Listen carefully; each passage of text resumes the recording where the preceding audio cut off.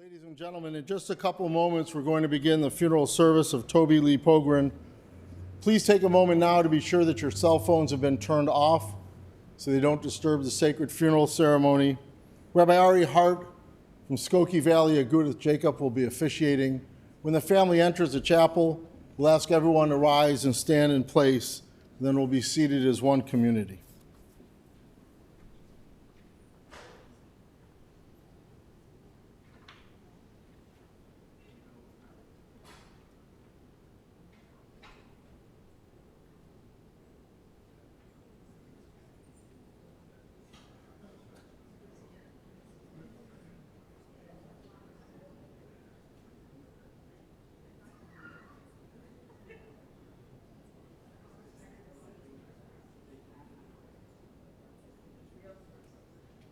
Please rise.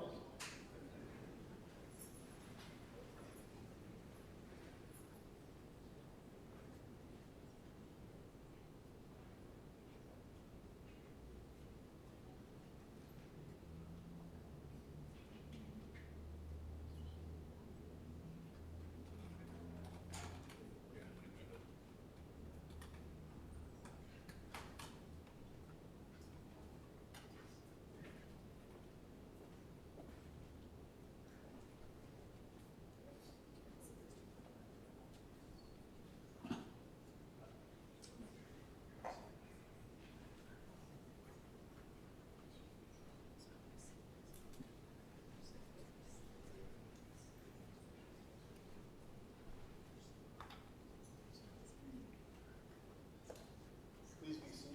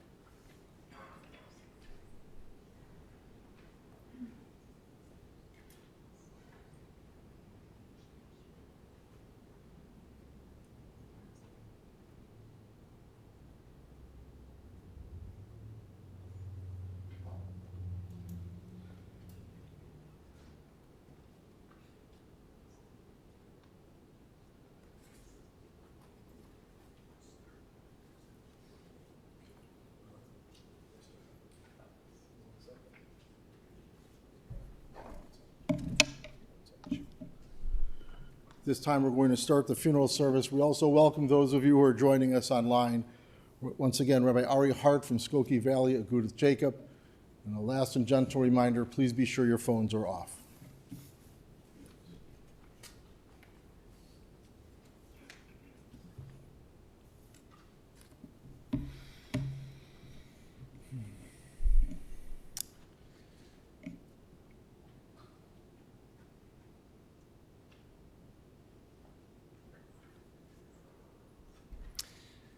We're gathered here today to remember the life, the beautiful life of Toby Pogrund, Tova Leah Bat Chaya V'Meir, beloved wife of Sherwin for 66 years, loving mother of David and Deborah, proud grandmother of Brian, Michael, Naomi, Emily, Zach, and Lev, and adored great-grandmother of Kira, Eitan, Ellie, Sylvie, Julian, and Liam.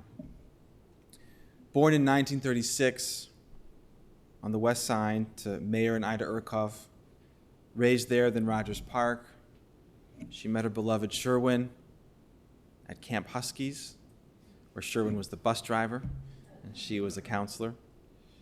And together they built a life of professional success, for Sherwin a thriving self-made law practice, for her both raising children and a career, undergraduate and master's degrees in education, teaching, and a guide and counselor at Hillel Torah, a life of Jewish community, a life of tzedakah, and most importantly, a life of family. I'll begin this morning by reciting a selection from Psalms, and then we'll hear words from family, from David, from Deborah and Jessica, from Michael and Naomi, Brian and Emily, and Lev and Zach. Begin with Psalm 23. Mizmor LeDavid, Adonai ro'i lo echsar. Binodesha yarbitzeni ame menuchot yinahaleni. Nafshi yeshovev yancheni b'mak l'tzedek leman shemo. Gam ki elech begeit hamavet lo b'davra ki atai imadi. Shiftecha mishantecha hema yenachamuni. Taroch lefanai shulchan neged torerai dishanta b'shem rosi kosi revaya. Ach tov v'chesed yudifuni kol yemei chayai. V'shavti b'veit Adonai le'orech yamim.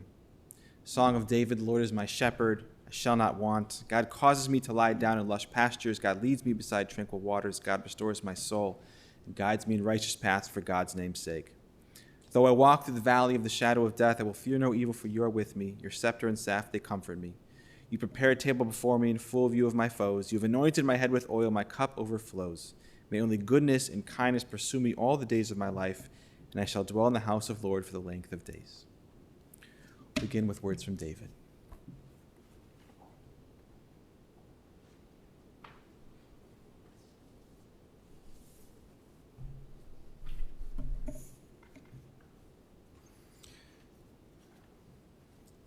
I have so many wonderful memories of my mom, both when she was healthy as well as after her health declined. My first memory of my mom was when I was 5 years old, and I ran into a swimming pool with no knowledge of how to swim. I remember floating down to the bottom in a state of shock with my eyes wide open, and I was floating to the bottom on my back looking, and I saw my mom dive into the pool. I don't think she's ever done that since. She dove into the pool and pulled me out, and she was instantly my hero. That's my first memory, I think, because it was very traumatic of my mom. While she was healthy and even after, my mom was a very fun person to be with. I remember her taking my sister and I ice skating at the Skadium and at Rainbow Arena and at Evanston and Northwestern. And while she didn't teach my dad how to ice skate, she did teach him how to ride a bike and how to horseback ride. So she was very vibrant and outgoing in her health. When my mom was younger, she used to take me to play ice hockey at the Skadium. And she'd always ask me, David, did you put on your costume yet? And I would say to her, Mom, it's a uniform. And she would say to me, it's not a uniform. You're wearing a garter belt to hold up your stockings. And I really didn't have an answer for that, but that was the type of banter my mom and I had over the years. It was always healthy and fun banter. Since my mom is only 23 years older than me, when I was a child, she appeared to me to be this young, hip mom, because she was a young woman. She was in her mid-30s. And she even wore, for those of you who are my age, she wore hot pants and boots when she would go out. So this is how young she was. But on a serious, more important note, what I really admired about my mom at that time period was she was all of what society was. She was a women's liber, she was a Zionist, and she was a civil rights advocate. My mom stood up to racism as a young woman. In fact, I begin my first lecture at the University of Chicago every year where I teach employment law. I start out with the following, and I'm just going to show you how I start the class. And my mom loved that I start every class with her, and after the first class, we always talked about it. And it makes me very proud, and I think it made her proud. The year is 1958. A young white woman from Chicago, Illinois, has decided to go visit her husband down in Augusta, Georgia. He's in the military. She goes down, takes the train, she gets off the train, and the first thing that happens when she gets off the train, she goes to the town square in Augusta. And in that town square in Augusta, there was 2 water fountains, one that said white and one that said colored. So she went immediately to the colored water fountain, started drinking. Within within a second, a police officer tapped her on the shoulder with his baton, and he said to her, "Ma'am, what are you doing?" She said, "I'm drinking water." He said, "No, ma'am, are you stupid or illiterate?" And my mother said, "I'm neither stupid nor illiterate." And the police officer said to her, "Then read me that sign above your head." And my mother looked at the sign. She said, "Colored." She says, "Are you colored?" She says, "No, I'm not colored." "Then why are you drinking from that water fountain?" And my mom said to him, I don't say my mom in the school yet, they don't know, but that young white woman said to the police officer, "Because where I come from in Chicago, everyone drinks from the same water fountain. We don't drink from different water fountains." And the police officer said, "Well, ma'am, you're in Augusta, Georgia. If you take one more drink, I'm taking you to jail." And then I say, following that story, how do I know that story to be true? Because that woman is my mother. And the class usually gasps because, everyone has anecdotes, but many times when you have an anecdote, it's just a story. It could be make-believe, it could be true, but when they hear that, they realize both the proximity and time as well as the fact that these kind of things really did happen. My mom, and again, this made me so proud, her civil disobedience, her act, her individual act, which took a little bit of courage. I also remember during the Six-Day War, when it comes to Zionism, I didn't know what was going on. I was 7 years old at the time, and she explained to me, she was very nervous. I could see she was very upset, and I said, "What are you upset about?" And she said, "Well, Israel's in trouble now." I said, "Well, what's the problem?" "Well, the Arab countries are now threatening to force all the Jews into the sea," which was very scary to hear at the time. And I said to my mom, "Well, I don't understand." So she drew a circle, big circle on a piece of paper, and she put a dot in the middle of the circle. And she said, "That circle represents all the Arab countries that want to drive Israel into the sea. And that little dot, that's a tiny little country of Israel." And then, thank God, a miracle. She said, "We're going to need a miracle." And sure enough, a miracle did occur. And 6 days later, I became a Zionist. And I think it's thanks to my mom, that was my first experience with understanding the situation in Israel and Zionism. And I'll always be eternally grateful for her for that. My mom also backed up her words about Israel. Over the past 40 years, my mom and my dad have donated 4 ambulances to Israel. As recently as just this past summer, they donated an ambulance. And what was really touching was who got to go in that ambulance? It used to be us, but now it was their great-grandchildren. It was their grandchildren when they were kids, and now it was their great-grandchildren got to play in the ambulance, which was in our driveway that day. In addition, my mom also was a major contributor with my dad to a hospital waiting room at Hadassah Hospital in Jerusalem. But as strongly as my mom felt about Israel, women's rights and civil rights, it was her love of family, and in particular babies, that was the driving force in her life. I know that my mom felt so blessed to have 6 great-grandchildren born within just the last 4 years. This gave her tremendous joy. My mom also felt very blessed to have 6 grandchildren as well, and she was adored by all of her 6 grandchildren, as you'll hear in a few moments. When my mom celebrated her 80th birthday, each of her grandchildren, who are sitting here today, shared with her how much she meant to each of them in different ways. It was so touching and moving. It was like the movie, my favorite movie, I think my mom's favorite movie, many of Deborah's favorite movie, It's a Wonderful Life. Because for my mom, while she knew how her grandchildren felt about her, you don't get the expression. She was told, which you'll hear today in the most loving ways, about she made a difference in their lives. And I think for all of us here today, it's all about making a difference in other people's lives, a positive difference. And she found that out, and she had this tribute, and I think you're going to hear most of that today repeated in different ways, but you'll get to hear what she got to hear. And I know we felt very grateful that she was able to hear that while she was alive. I know that over the years she would watch parts of that video when she was feeling down because she was physically ill, and I know it gave her a lot of comfort. Family was everything to my mom, and nothing she wouldn't do for her family. From a physical standpoint, my mom was blessed with 47 great years of health. Unfortunately, the past 40 years, my mom suffered major back issues, followed by unsuccessful surgery. Then a few years later, she was diagnosed with fibromyalgia. This meant that my mom suffered through pain throughout her entire body on a daily basis for 40 years, 24/7. This was a real tragedy, as she had to work on her own pain management every day for the past 40 years. No exception. But my mom was very tough. She was really tough and built strong, and she made certain to be at every family event, no matter how sick she felt, no matter what it was, she was there. She was at every event. And she wasn't just there at the event. she went with great enthusiasm, and she was always at those events lively and full of life.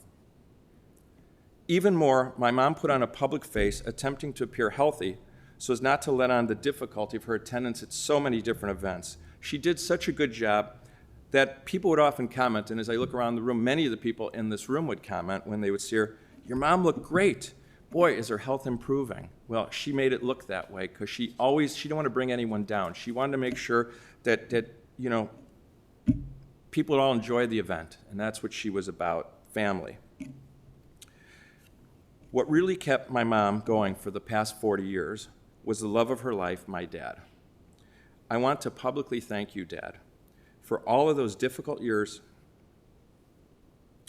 in which you stood with Mom and cared for Mom day in and day out with love, care, patience, empathy, and concern. Mom always liked to say, and some of you probably heard this, as one gets older, passion turns to compassion. Passion turns to compassion. And both my dad and Mom exuded passion and compassion throughout their 66 years of marriage.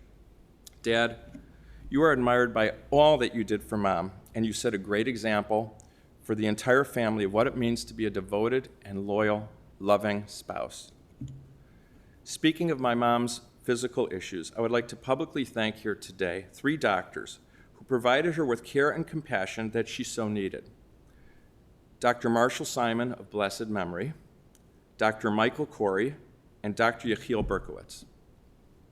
My mom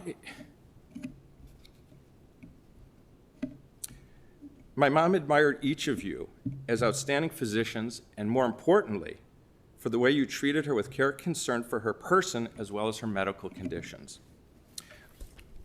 I would also like to thank you, Cedric. Cedric is my dad's caregiver. But even though he's my dad's caregiver, he has given tremendous care and helped out my mom quite a bit over the last several years and making it a lot easier for her to do various things. So Cedric, thank you from the bottom of my heart.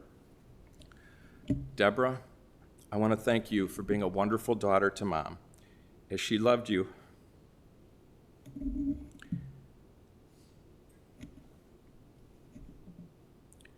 With all of her being and her core. Since we were adolescents, Mom would always say to Deborah and me together, "David, you would always argue and fight with me and then do exactly as I asked. And Deborah, you would never argue or fight with me, but then do just your own thing." I'm really not certain which Mom preferred. But Deborah and I do know that Mom loved and admired you and your different paths taken at times throughout your life. Mom loved all of us unconditionally, and I do know that I loved her unconditionally, as did the rest of our family. Goodbye, Mom. You will be missed and remembered forever.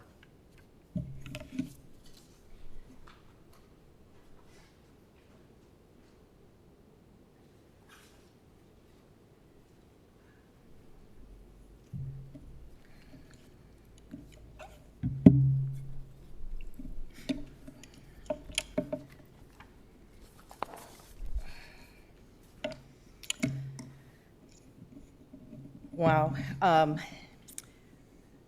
I had prepared remarks, but I'm going to go off the remarks for a moment and say how much I love my brother. You mean the world to me. You said such wonderful things about our mother and our father and all the other people in the family who have meant so much to Grandma, and she's meant so much to them and the caregivers. So thank you for saying that. And Dad, I hope you don't mind if I share one story about you that I always thought was so amazing vis-a-vis Mom. My dad had some surgeries, and he had cancer. And, we would be at the hospital with him. And before we left the room, though, at times, when you leave, he would say, "Be sure to take your mother to dinner. Be sure to make sure her needs are being met." And here he was laid out after a surgery And that was the big thing that you said. And I think it's just an example, Dad, of what a great role model you are, that even at the most difficult times, you were always looking out for Mom, always trying to make sure that she was doing well. And I shared that story with Mom because she didn't know the story, and she was so moved. She didn't know that you had told us that, and she was really very moved by that. So I just wanted to start with that. One other extemporaneous thing. I'm one of many speakers, and part of me wished I could be last because I know that my mother has been so well loved, and she has such a wonderful family, with the grandkids and great-grandkids, and I look forward to hearing what each of you has to say about Grandma, because she touched everybody in such special ways. Okay, so here were my prepared remarks, and I have to say that I think it's hard for anybody to give a eulogy for a parent. It's been my biggest fear to have to give one. So bear with me. I'm going to try to, power through. And the strategy that I had for powering through was that, as David said, for her 80th birthday, we had a birthday party at my house. And she told me afterwards that the toast that people made for her birthday party just made her feel so good. And whenever she was feeling badly, and that was every day, she would sometimes put the video, Cindy, I think, took a video of it, that she would watch it, and it would just make her feel good. And so my comments today, what I'm going to do basically is share with you what I did say back then when she was alive and able to hear what we were saying, what I loved about her. So it's a little unusual. You're going to hear me talking directly to my mom because there's a lot of yous, but I would like to move forward that way. Okay. Oh, I also wanted to share one very funny story with my mom because I feel like this funny story will help me not, I'd rather laugh than cry. So here's the story, and I'm gonna just read for a while now. It's just easier. I hope you don't mind. So I was trying to sell my house in Skokie around the year 2008, and I'm really nervous about it. And the whole real estate market had tanked recently, and the prices were very low at the time. To save money, I decided to try showing the house myself. My parents came over to see how I was doing, and eventually a prospective purchaser, actually walked through the door. My mother then decides that she could be helpful to me by pretending that she is a prospective purchaser. So she's walking around saying things like, "Ooh, look at that view. Oh, what a beautiful room. It's so large." And she was hoping that this prospective buyer would hear all this and think, wow, people really love this home. There was one problem with my mother's scheme.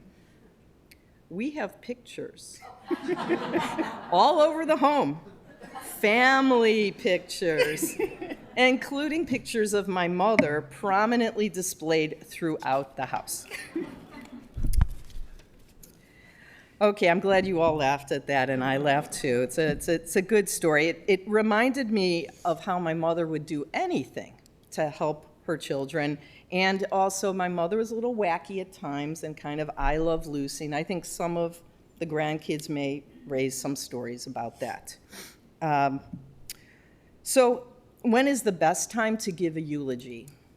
When the person is still alive and they can hear what you said. And as David mentioned and I mentioned, we did have that opportunity when she turned 80, And so now I'm going to share with you what I was able, when she was alive, to say to her. Okay. And I know, well, I hope that her spirit is with us now, and maybe she can still hear what we were saying, because she loved to watch that video. Okay, this was the toast. Dear Mom, I want to share with you 10 reasons why I'm so grateful that you are my mommy and why I love you so much.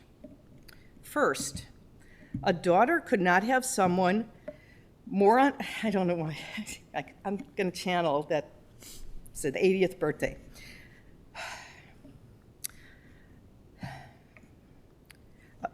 A daughter could not have someone more on her side when in trouble or in need of a little help. For example, when I was about 8 years old, it's a funny story, this will help, and I punched a boy and broke his nose. You immediately demanded to know from the school what the boy had done to me first. You were told that the boy was a bully and had pulled my hair and that I turned around and struck him in the nose. Due to your defense of my actions and your assumption that the boy must have done something to provoke this, I received no negative consequences from the school, and you told me that you were proud of me for standing up to a bully. When I was about 12 years old, and my dad and I locked heads over whether I should quit playing piano or not, you engaged in Kissinger-style shuttle diplomacy, running up and down the stairs to talk to each of us to try to resolve the dispute. When I was grown up and forgot that I had a morning court call hearing over a ticket and was rushing to court to avoid a default judgment, I called you and told you about the situation, and you offered to be my alibi for being late. Just tell them you are helping me, she said. Had the charge been more serious, I have no doubt you would have still offered to be my alibi. You and Dad have also been incredibly generous with me, this is all from the toast, offering and providing me with financial support at several critical times in my life, and for that I'm very thankful. Second, a daughter also could not have a mom more supportive and excited for her whenever I achieved anything good. For example, when I would come home from school each day, you often had baked chocolate chip cookies and hot chocolate waiting for me, and were always eager to hear what happened to me that day, even though I usually gave the proverbial nothing. Whether it was good grades or making the tennis team or elected to a position of leadership, you always told me how great that was and how proud you were of me. And as other people have noted, other people had spoken at the event before me, your love, support, and outpouring of compliments were genuinely felt by you and instrumental in making me feel good about myself and believing that if I worked hard, I could achieve virtually anything. Third, you were integral to one of the most joyful moments of my life. Forever etched in my mind was your enthusiasm, concern, support, and love on the day that I gave birth to Mikey. It was a 21-hour ordeal, capped off with the doctor's warning, 3 more pushes, and then I need to do a C-section, which I know you heard too, since you were hovering just outside the birthing room the entire 21 hours. And I will never forget your reaction when Mikey finally came out, memorialized in the famous, at least to our family, song, the Mikey song. Don't worry, I'm not going to sing it. I was shocked to see you running along the stretcher that I was laying in with Mikey in my arms. You were running and jumping what looked like about 3 feet high off the ground. I was shocked. I couldn't believe you could be doing that after your back surgery and fibromyalgia. Those moments of you running and jumping alongside of me made me feel like I had just won the Super Bowl and were one of the most intense moments of pleasure in my life. You then created very memorable, easy-to-sing songs about each grandchild after that. Fourth, your love and humor enhance all of our family celebrations and all of the life cycle events. Strangely, I was looking at a video of this toast, and at this point, I don't see what I wrote of examples of how she did that. And so I'm going to share with you a couple messages after my mother passed from some people that illustrate this. So the first actually came from Sarah, Mikey's wife, her father, Josh Warren, and I think he captured it really well. He said, "Toby certainly could light up a room and was engaging to talk to." And that was a good way to put it, because we all think that she was engaging in many interesting ways. Another quote was from a friend of mine, Doris, who knew my mother through the family events, life cycle events. "Your mom was a delight. I was fortunate to know her." And then from Adam, Naomi's husband, his mother wrote the following. "We could immediately feel your mother's kindness and love from the moment we met her. She was so lively and full of life. I remember being with her at your Passover Seder." Okay, now it's getting a little campy. "And she was telling stories about old boyfriends. She wanted help Googling them. So funny. My mom recalls how lovely she was at Adam and Naomi's rehearsal dinner when they had a chance to meet and talk." And the last one I'm going to share is from Rabbi Louis Paulison, Adam's close friend who officiated at Naomi and Adam's wedding. And he said, "When I met your mother at Naomi and Adam's wedding, I could feel her vivaciousness, humor, warmth, and kindness." So these were, don't just trust me, other people say the same thing about my mom. Fifth, I'm back to the toast. Fifth, love that you started referring to Jessica as my wife even before I did, and that you and Dad have shown so much love to Jessica. Sixth, you may not have realized it, but you were also instrumental in my success at work. For example, you taught me how to become organized with a Chandler's notebook, if some of you know what I'm talking about, and making lists. I still use today your tips of making lists to stay organized. And I pull back on this and just say, if you knew me well, you'd know that I'm not an organized person. Look at this page of this sheet here.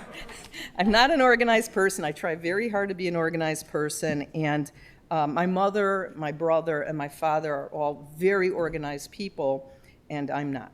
So the fact that my mother gave me some tools to deal with it saved me. Seventh, you initiated me in a love of reading when you bought me the book Little Women when I was in grade school. I remember that you sat down with me and asked me what were my favorite parts of the book and what were the saddest parts.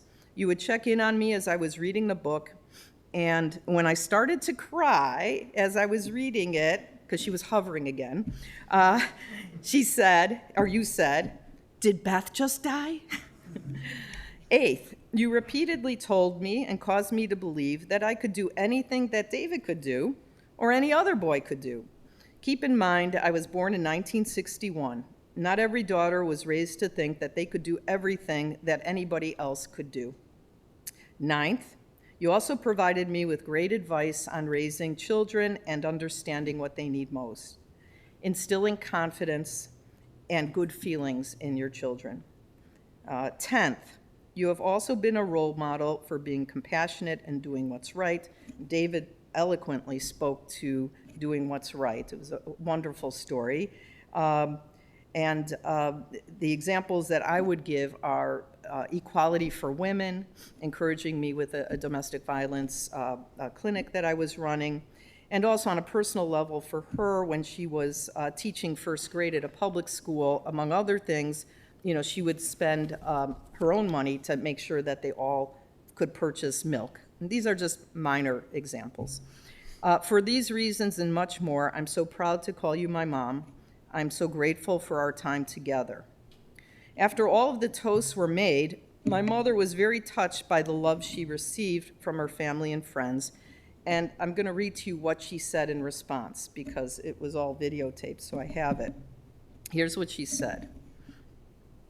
Such wonderful things that the children and the grandchildren and everyone said. It's just amazing. And I didn't expect anything like this. I thought they were going to write a song or something. It was really beautiful. I'm so happy to have all of you in my life. I mean, you make life so meaningful, all of you. And I'm overwhelmed by this party. It's just beautiful. And I'm so happy that the kids came. I felt a little guilty making everybody take an airplane from San Francisco and New York and everything. But now I'm glad.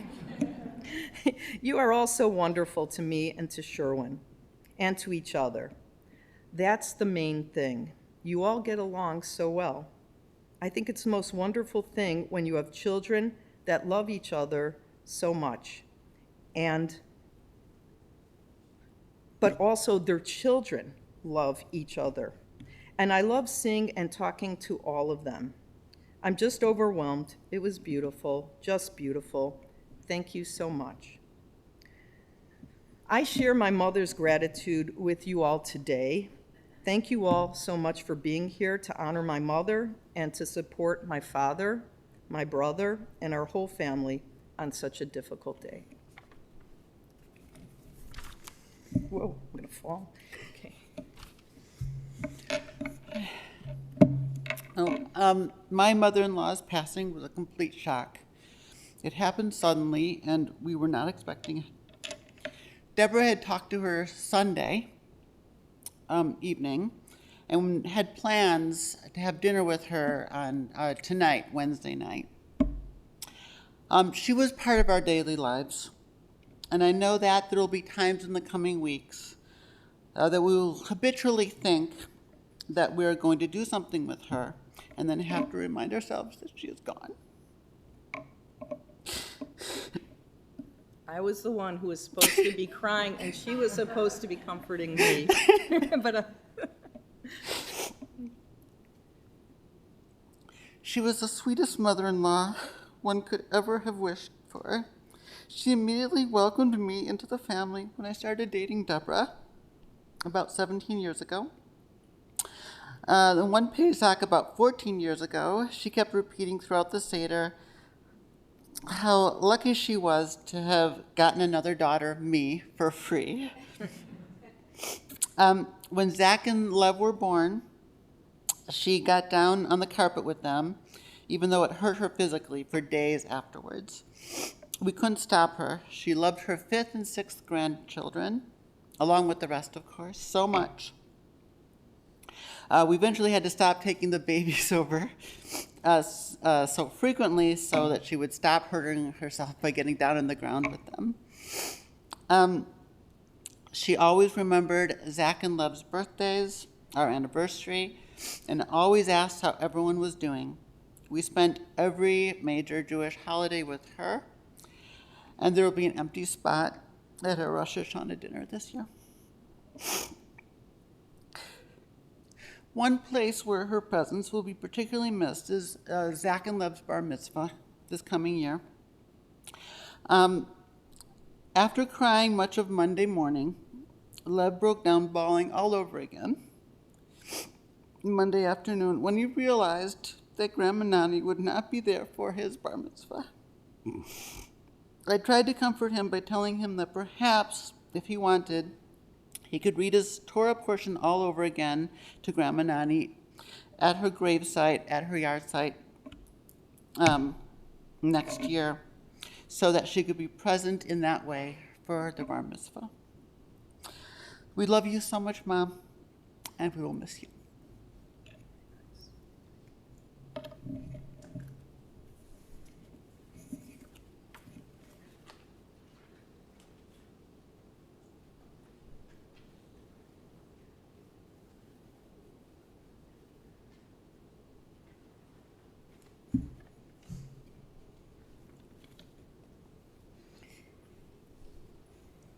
Grandma was loyal, loving, hilarious, a feminist, a fighter, through decades of health issues and for her loved ones and the children she worked with as a school guidance counselor. She was also a storyteller and the best listener. Grandma loved to tell stories. Her stories were always either making fun of her dating life before she met Grandpa, or an anecdote that proved how wonderful her children were, and her late brother Maury and sister Gail. She made sure we knew every one of her boyfriends and their idiosyncrasies, and why Grandpa was such a good pick in the end. Though she made it clear that it was her mother who set their wedding date before she and Grandpa had even gotten engaged. She then swiftly changed the subject of her stories to how her brother took care of her and told her the facts of life and stopped bullies in their tracks. She'd then remind us how Uncle David never cried as a baby and is now a teacher and a lawyer, and there's nothing he can't do. And how Mom is always there for her and is so clever that Grandma never knows what she's saying when she listens to her property talks and tries to read her textbook. Finally, Grandma would remind you every time how incredible you are, how smart you are, and how much you amaze her with your resiliency. Grandma was a giver.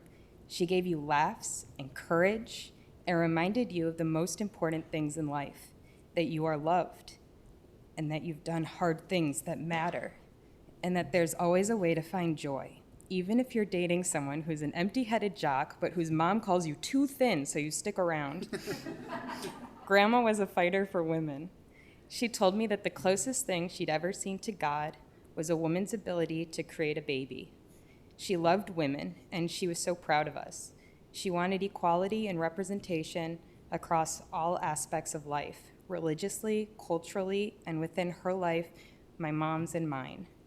Once I got pregnant with my son, she'd tell me every time we talked what a miracle it was and how excited she was that we could bond over motherhood. She loved holding Julian and watching him grow these last 15 months. We will miss her so much. Her influence on our family and her community is immense. We will remember how to see the bright and silly side of things, how to fight for our loved ones and not be afraid to brag on them because they deserve it, how to give unconditional love to those close to you and those you've never met. I love you, Grandma. Thank you for everything.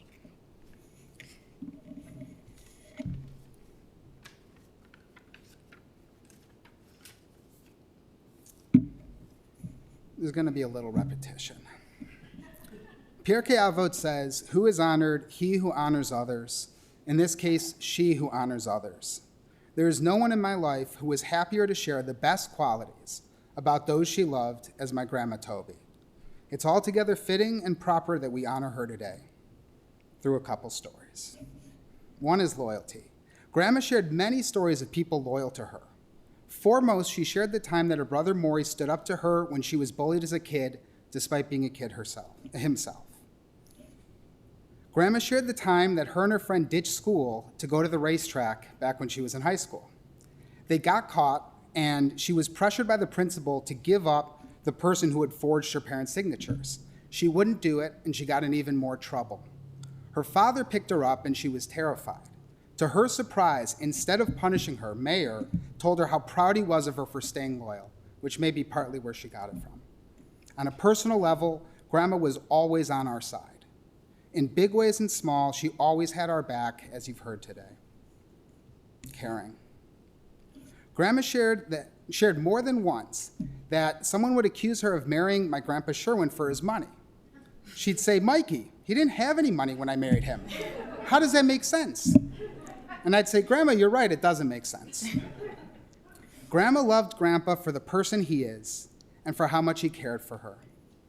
She talked all the time about how much Sherwin did for her and that he would, quote, take care of all of her issues for her and how much she loved him and appreciated him for it. Grandma was one of the most caring people I know. One of the most caring people I had the pleasure of knowing.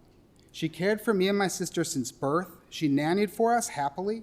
She bought us clothes for school and supplies. She always took time to listen to us and to hear our problems and give us advice. Grandma definitely valued intelligence and cleverness, and she was very good at quick thinking herself. She shared a story with me that I love, that she had to get a job at a factory. And when she interviewed at the factory, they said the one thing that matters is you have to know how to use this machine. Grandma had never seen that machine in her life. So she said, "Yep, I've used that machine, I know that machine." So her first day comes, she has literally no idea what to do. So what does? She turns to the person next to her and she says, listen, I'm used to the older model. This is the newer model. Could you show me how the newer model works? That's pretty quick thinking. Pride in family, which you hear all throughout. So Grandma told me how proud she was of her children all the time, how impressed she was with all the great things that my mom and Uncle David did, and how she was only worried that they were taking too much on. She shared how much David and Deborah did for her, especially in recent years. Her gratitude so obviously evident in every word, and something that I will always look up to you two for forever. Grandma told me about the day I was born about 10,000 times. And she also told me about 10,000 times the day she almost lost me at a department store.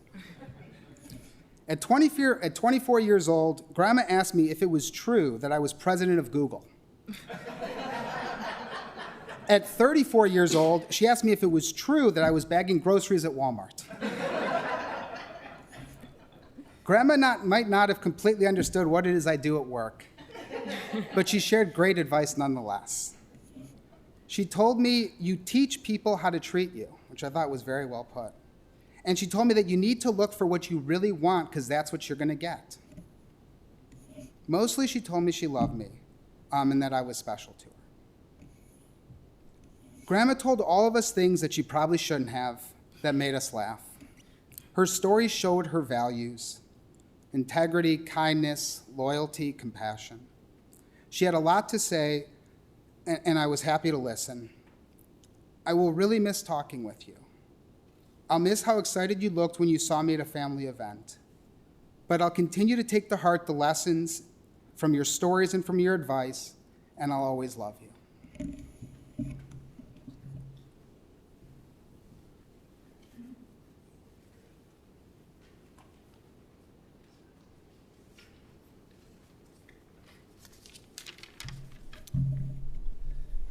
Thank you all for being here today to honor and celebrate our Grammy's life. Emily and I feel incredibly lucky and privileged that Grammy was in our lives for 34 and 32 years. But it wasn't the years that made our relationship so special. For the vast majority of those years, we lived within a 20-minute drive of where my Grammy and Poppy lived. We celebrated dozens of birthdays, anniversaries, and holidays, but we also had the opportunity to spend quality time together throughout the years without even a specific reason, from the time we were kids through having our own kids. Oh, sorry. So invested. Grammy was very involved with all of our upbringings and adult lives. She was always interested in what we were doing, where we were working, and especially who we were dating. She loved to share her stories of her past, many of which are not appropriate for me to share today. But we all definitely shared many laughs with Grammy. Grammy was both our #1 fan and our biggest hype woman.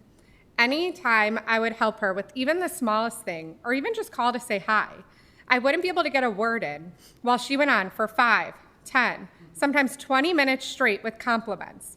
How smart I am, how beautiful I am, how I'm the best mother and sister and daughter and granddaughter, how successful I am, how any company in the world should hire me, and they shouldn't just hire me, they should be letting me run the company. She was truly so proud of anything and everything we all did, and she made sure to tell us always in every conversation that we had. Grammy's advocacy for us started long before we were adults. When I was a kid, maybe 8 years old, I decided to wake up my dad in the morning by tickling his feet. This did not work out well. I was kicked in the face, and the story goes I flew across the room, but I probably just fell to the floor. While we have lots of lawyers in our family who could have helped me out, my first call was to Grammy. After telling her what happened, she asked to speak to my dad, and she started yelling at him, so loudly that I could hear. From that time on, I knew she always had my back, although I should admit, I don't think I mentioned to Grammy the part about tickling his feet. Grammy was our advocate, our promoter, our cheerleader. While Grammy loved her grandchildren, it was a special privilege to watch her connect with her great-grandchildren.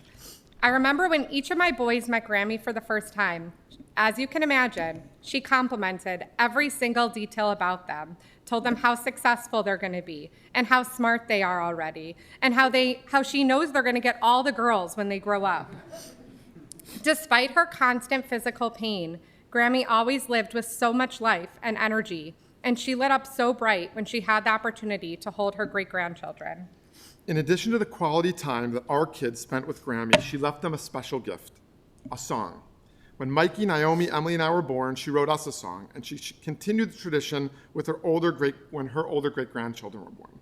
From the day Grammy sang us their songs for the very first time, which we have on video, we've sung them to our kids every night. Both Kira and Ellie, at a young age, already know their songs by heart, and this will be a connection with Grammy for the rest of their lives. Grammy had a strong moral compass and a very clear line of what was right and wrong. She didn't just talk about issues that were important to her, but she acted on them. You've heard a bunch of examples of this in the previous speeches. But, well, I wrote what you haven't heard yet, but Mikey spoke about it. So what Mikey spoke about here was how proud she was of my dad and my Auntie Debbie. Specifically, she would always talk about their roles in the community with non-for-profits and the unique ways that they work to make the world a better place. She loved her children and always told us how much they did for her. Grammy, I'm so sorry that we were not there when you passed away. I'm so glad I was able to be there with you Monday to watch over you while we waited for the funeral home to arrive. We miss you already, and we all love you so much.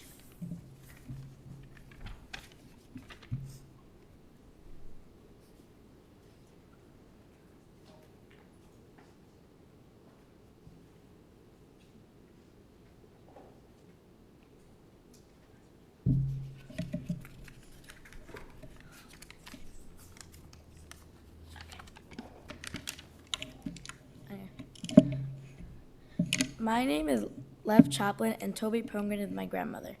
I have a lot of memories of my grandma, and some of them are my own memories with her. Some of them are things I remember her by. Some of them are foods that remind me of her. Some of them are things that happened before I was born I can't remember. And some of them are things I saw in a video. Some of the stories are things that, some of the stories are things that Ema said in her eulogy, so I won't mention those. One of my favorite memories, even though I don't remember it, was that I was always told that she would lay out toys for me and Zach on the carpet and play with us, even though it hurt her knees. I also have a lot of memories of her at Shallot's, which gets me to the foods that remind me of her. Not only Shallot's, but also rare steaks and burgers. Also that orange drink that she always had. I also always think of her when I see Sanders, and I know I went there a lot with her when I was little, even though I don't remember it. I know Ema would always go have lunch with Grandma at Sanders, and I know she loved the food there. I also always remember how every time I saw her, she asked me if I had a girlfriend, and she even asked my 1-year-old nephew Julian whether he had a girlfriend. I plan to share these memories with my children and their children and on to keep Grandma Nani in our hearts and in the hearts of all future generations, just like Ema did with Grandma Nani's mother, Grandma Ida.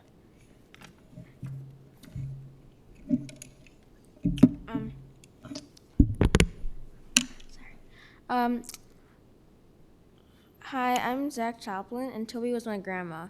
I have many fond memories of her and loved her very much. I remember her as very funny and kind. I remember how she'd always get me and my brother gifts and loved us very much. She'd give us 2 stuffed monkeys and 2 stuffed dogs. They have their own house in the corner of my room, so I see them often, and when I see them, I always think of her to this day. This last June on my birthday, she left us a voicemail, which my Ema found on Monday after we heard the bad news. She was always thinking about other people, remembered us on her birthday because she loved us so much. I also remember that she and my grandpa, Sherwin, used to rent a suite during the winters in Florida, and we visited them a lot. We went to many restaurants together, and when we came back to the apartment, I remember that she would always give us candy. When I visited her in Lincolnwood, it always made me smile, and I'd see hundreds of pictures of her family around her apartment. When she passed, she was surrounded by those pictures. Those pictures told us all that she loved us, and she knew that we all love her. I really love my grandma, and I'm so sad this has happened, but she had a great life full of love from her family and friends.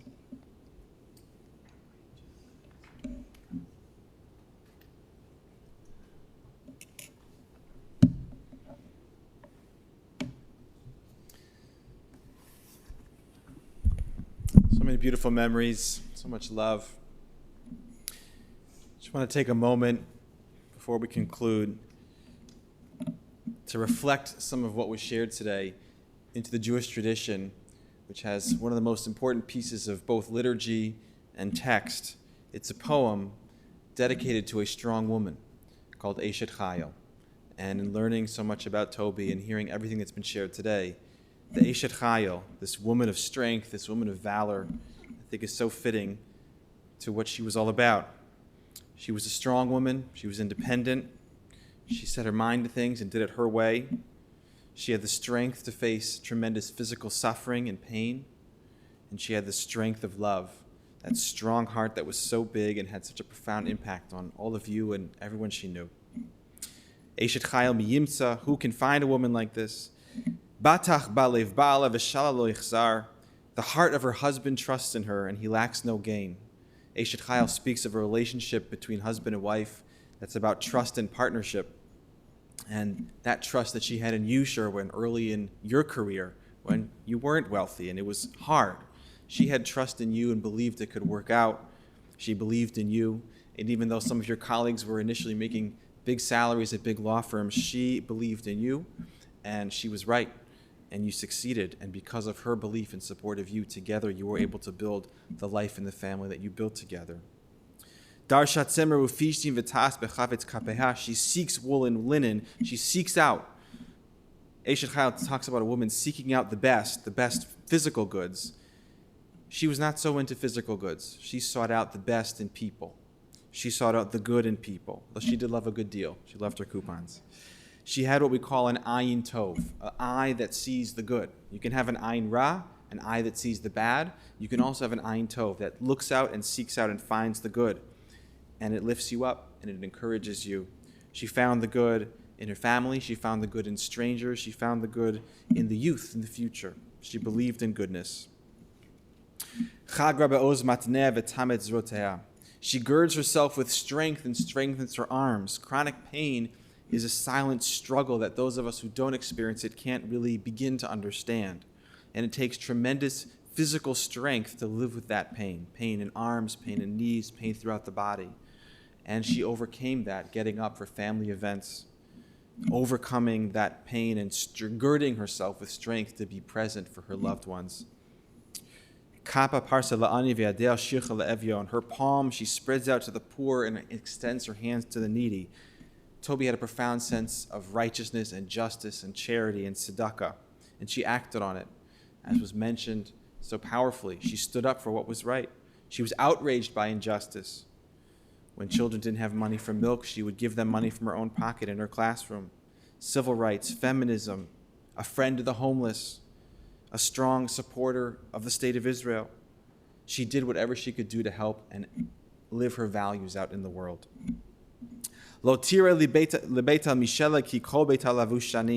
Her house has no fear because of snow, for it's clothed in warm wool. She didn't clothe her house in physical wool to keep it warm, but yet she was warm. She was the warmth you could go to. She was the warmth, the support. Grandma Nani was somewhere you could go to be warm. Strength and splendor are her garments, and she laughs even to the last day.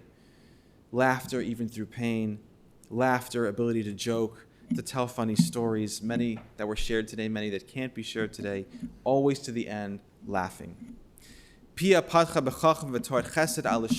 mouth opens with wisdom, and the Torah of kindness is on her tongue. This was her Torah.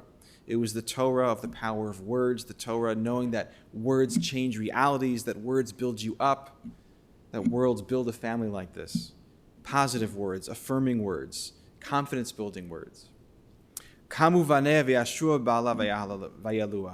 children rise, and they praise her, and her husband is fortunate. You mentioned that powerful video, and I got to watch it last night, of the family gathering. What a gift to do that at the age of 80, to gather around and praise her and praise you. Such an important thing to do, and it was so powerful to watch. And then just sitting in that room before the funeral. I've been in that room many times, and there's always different family dynamics in that room. And to see your family just all united. You're very diverse. You're not the same. You don't have unity. You don't have uniformity. You're not the same, but you are united together. And you love one another, and you love her. And the feeling in that room was so powerful. It was sad. It was joyous. It was laughter. It was everything. That's what she was all about. That's her dream. If she could have seen that, and I think maybe she did see that, I think she would feel so satisfied. All of her efforts to build this family, a family that loves one another unconditionally, that supports one another, that was her vision, and she accomplished it. And you together praise her. That's what it's all about. That's what she was all about. Tnu la mipri yadea v'yalua b'shari masea. Give her the fruit of her hand and let her deeds praise her in her gates. And that's what we do now. We're praising her. You're praising her together. Your grandchildren are praising her.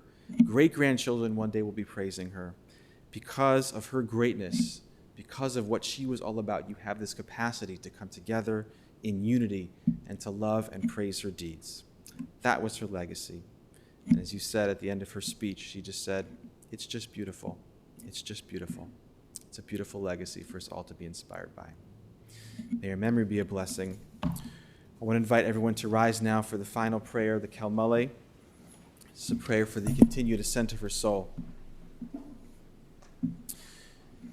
El male rachamim, shochein bamrumim, hamse minucha nechona, al kanfei ashchina, bemalo kiroshim uteorim, kezoar rakia ma'asirim, et nishmat tova leah, bat chaya v'meir, shelcha le'olama, bavur shanachnu mitpalalim bar askarat nishmata, began Eden tehe menuchata, lachein balarachamim, yastire b'seter nafav le'olamim, vitzor b'torachai menishmata, Adonai nachalata v'tanoch b'shalom am mishkava, v'nomar amen. God, full of compassion, who dwells on high, grant proper rest on the sheltering wings of your presence, in the lofty levels of the holy and pure, who shine as the brightness of the firmament, unto the soul of Tova Leah bat Chaya v'Meir, who has gone to her world, and for whose memory we pray. May her rest be in paradise. May the Master of Compassion bring her under the cover of God's wings and bind her soul in the bond of life. May the Lord be her heritage, and may she rest in her resting place in peace. And let us respond. Amen.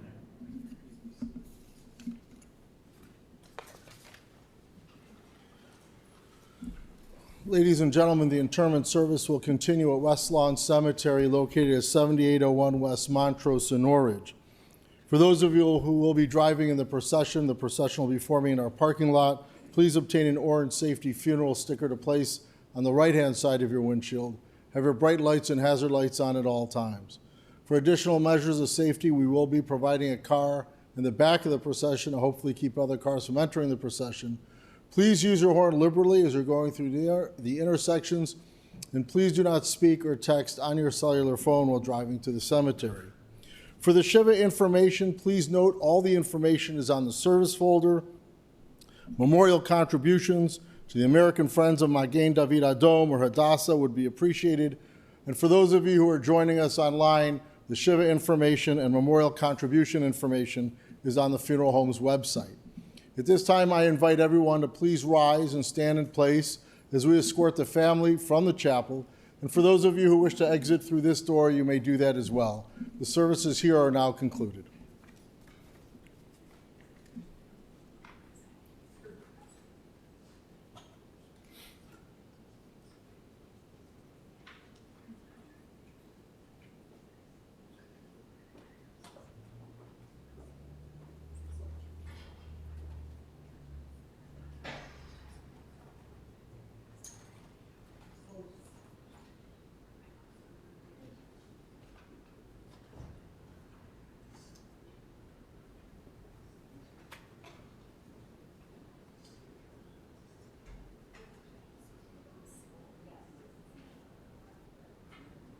Thank you, and you may return to your